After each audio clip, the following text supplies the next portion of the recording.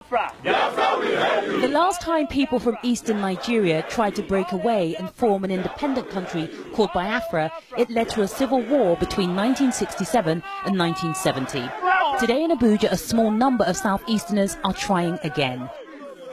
Their leader, Nnamdi Kanu, has been imprisoned and charged with criminal conspiracy and intimidation. His supporters say it's because he's fighting for independence.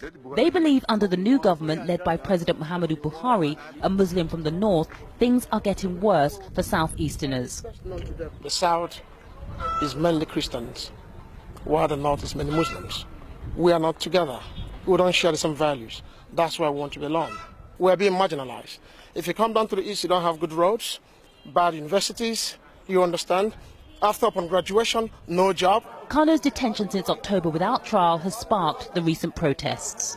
There have been several demonstrations like this calling for the release of Nnamdi Kanu and for parts of the southeast region to break away from Nigeria. Several people have been killed and injured. Military commanders are warning that any efforts to what they call try and dismember the country will be crushed. The government has defied 3 court orders to release Nnamdi Kanu, his supporters say.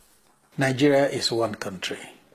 Even the person who championed the cause of Biafra before said Biafra was dead and buried.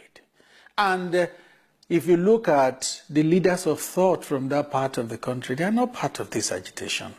Human rights activists say they're worried about the government's handling of the protests. This is the government that said I am presently a repentant Democrat. And the indices of a democracy is the rule of law, separation of powers, independence of the judiciary. These protesters say they won't stop demanding Nigeria's breakup. We're doing everything we can, legally to realize Biafra. That's what we're doing today. And we'll continue to do so. The independence movement doesn't represent the entire southeast, a region of more than 12 million people. Complaints about neglect do exist, but some say those gripes can be addressed without splitting up Nigeria. Yvonne Dege, Al Jazeera, Abuja.